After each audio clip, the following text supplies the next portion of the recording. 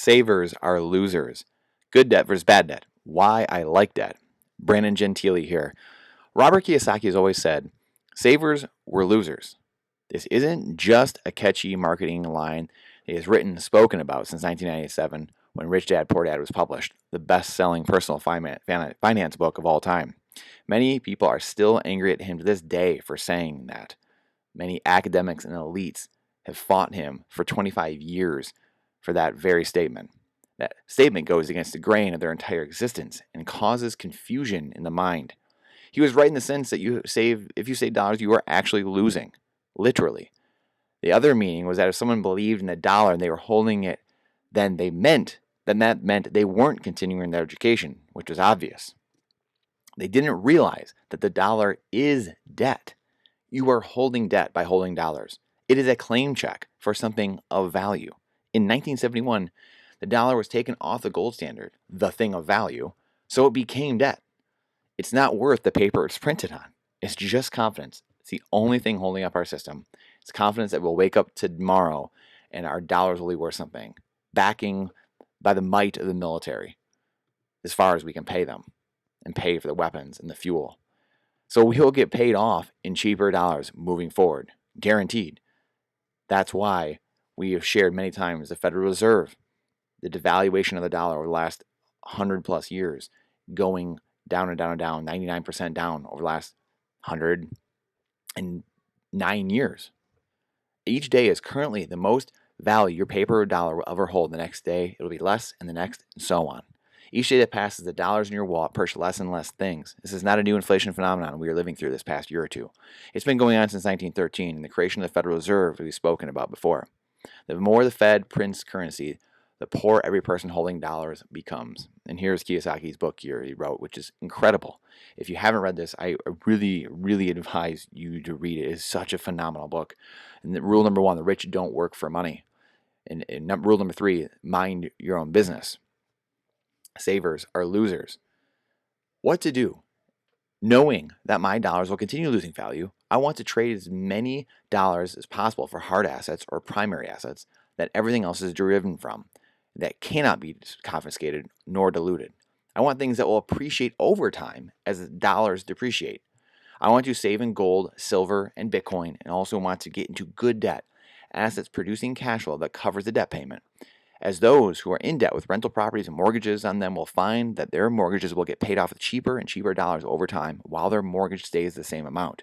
Right now, we have real rates that are negative, meaning the inflation rate minus the interest rate is negative. You are losing purchasing power every single day.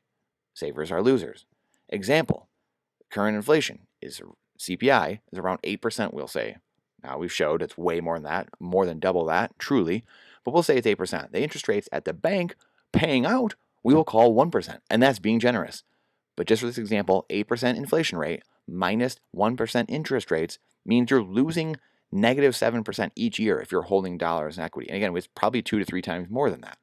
So think about that. If you're holding dollars long term, you're saying, I believe in holding these dollars long term and saving like we are all taught growing up, you are getting crushed 7 to 22%, we'll say 21% each year. You are being robbed of that wealth. They are inflating it away and they are stealing that purchasing power from you every single year. If you hold dollars, you are making a decision. You are making a choice that you want to lose 20+% every single year. 8 to 20%, 7 to 20%, we'll say. The top 4 reasons I like good debt. And remember, good debt is things that will pay you to own it. That's good debt, like a rental property, like having a boat or a plane and renting it out, putting in a charter, and it pays you more than it costs to own that. That's good debt. Bad debt is taking out a bunch of debt on cars or a primary home or jet skis or boats, and you're paying just to hold those things. That's not good. Well, how do we turn those into an asset? How do we get those liabilities and how do we turn those into assets? Number 1, protection against creditors, no equity to get. This is something that does not get talked about very often, but as a society decays more and more, the litigiousness of it grows and grows. If someone were to sue you, albeit not a great chance, however, it does rise when your wealth rises and the chaos in our culture continues to decay, well then, I want there to be as little equity in the property as possible so that creditors and greedy attorneys cannot get their hands on it. Number 2, unrealized capital gains. Governments have printed so much currency that they're finding every single way possible to pay for their missteps and idiocy. Janet Yellen, the Treasury Secretary, who used to be the Federal Reserve Chair, about a year or so ago proposed taxing unrealized capital gains. Now, this would crumble the entire world economy and grind it to a halt. They know this. However, their hubris knows no bounds, and I really don't believe anything is off the table with these people, especially the globalists, which Janet is one herself. Again, unrealized capital gains. So that's if you buy a property for $100,000 and it goes to $200,000 and you are owning it as a rental or you are living in it, there's a $100,000 gain there. It's unrealized. You haven't sold it. You haven't realized that gain, but they want to tax that $100,000. They want to tax that spread, that difference. You don't have it in your hand, though. You don't have it in your pocket. It's not in your bank account. So how are they going to get that from? You just have to pay tax on that each year? Remarkable. They have talked about global minimum business tax rate, and the charade will just keep getting crazier and crazier and crazier. An unrealized capital gains tax would mean that if you have as much debt as possible, though, on your asset, there won't be anything from the government to tax. Continue stripping it of equity and using it to accumulate more assets with good debt, and leverage them up so the government cannot get anything from you. And again, here's proposed minimum tax on billionaire capital gains. And again, this is, if we think this is just going to stay at the billionaire level, billionaires don't pay taxes. This is the dream everyone wants to get to a point where you have teams of people helping you not pay taxes. If you're doing things properly through depreciation and real estate owning, you shouldn't pay taxes. As Trump said, he's the king of debt. Hillary tried to call him out in the debate. And he said, yeah, that's because I'm smart. I paid zero taxes, or I got tax returns, or I paid $750 in taxes, whatever it is. That's because I'm smart. I'm using the tax code. It's all available to us. It's not discriminating against anybody. The tax code is there for everybody. Some just choose to follow it and some don't. Number 3, it's leverage to accumulate more assets and cash flow. Obviously, one of the great benefits of using debt is the fact that it is leverage. You can borrow from the future to buy more assets now. You can choose it to buy bad things with that or good things. Robert Kiyosaki pointed out in Rich Dad Poor Dad, again, that the rich don't work for money and that your house is not an asset. Your home you live in is not an asset. There's property tax on it, there's insurance, even if it's paid off, not an asset. It's not paying you each month. Rental properties can be, though, if you're getting more cash flow, positive cash flow, than you are in expenses.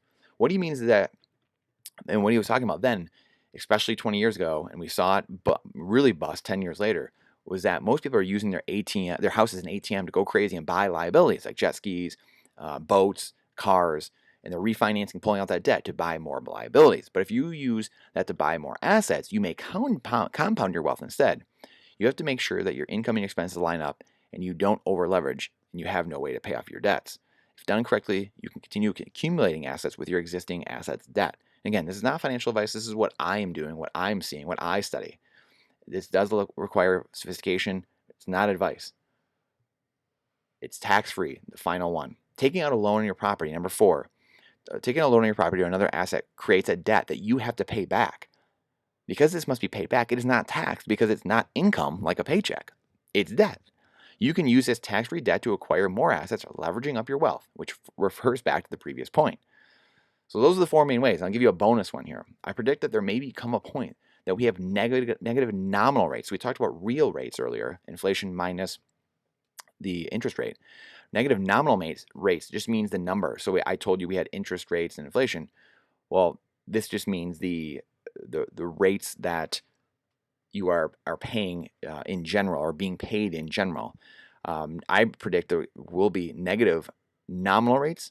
So that would say if you hold your dollars in a bank, you could have negative 1% or negative 0.5%, negative 3% savings rate. So you're paying each money to hold your money in a bank. But if you have a mortgage or if you have debt out, like credit cards or I would say definitely probably mortgages, but it could be credit card debt. It could be second mortgages, whatever. They will be paying you interest payments. So it'll be opposite. Savers truly are losers, getting crushed. And those that have debt are the ones winning. This already started happening in numerous countries around the world, so it's not like this is that big of a stretch. Talk about mind-bending. But this is the world we live in. We're in a debt-based world, backed by nothing. Remember, the dollar is not backed by anything. It's not backed by copper. It's not backed by uranium. It's not backed by gold, not backed by silver, not backed by Bitcoin. It is just debt. It's just digits typed into a computer, backed by zero, backed by nothing but the military and confidence. That's it. Trade those depreciating dollars, those worthless dollars, for actual assets. Hold or save in Bitcoin. Hold or save in gold and silver. Again, I think Bitcoin is going to crush everything. So I choose to hold majority of my wealth in Bitcoin. in cold storage that is in my head, so no one can get it from me. Conclusion. This is why Robert Kiyosaki again wrote that the rich don't work for money. If you spend your entire life working for a paycheck, you are taxed the most. If you work to acquire assets and build assets, you can use that wealth then to acquire more wealth tax-free through passive income or at lower rates of capital gains. Stay strong. And again, this is, if you are creative, again, you can lend against all of your assets. Any asset you have, gold, Bitcoin, you can lend against them and acquire more assets. And again, lastly, this is not financial advice. This is just what I'm doing. This requires sophistication, patience, and diligence and education. So I appreciate you. If you got something out of this, please share this with somebody. Please like and subscribe to our blog, to our YouTube. Let us know what you like and didn't like. Would love the feedback. I appreciate your time, your attention, your energy. It's the most important thing we have. And again, if you want to go check out our last video or our last blog we just did, how do you measure your wealth? This is a ratio. Time is money, as they say, right? So how do you measure your wealth when true wealth is time, like we end each video? Well, we talk about that in that last video, the one before that, the last blog, last video before that. We talk about bank holidays and how to protect yourself from bank holidays, which we've had many times, banks shutting down, freezing your accounts. So we talk about that and many, many more. So I appreciate you guys so much. Appreciate your time. Look forward to seeing you on the next one.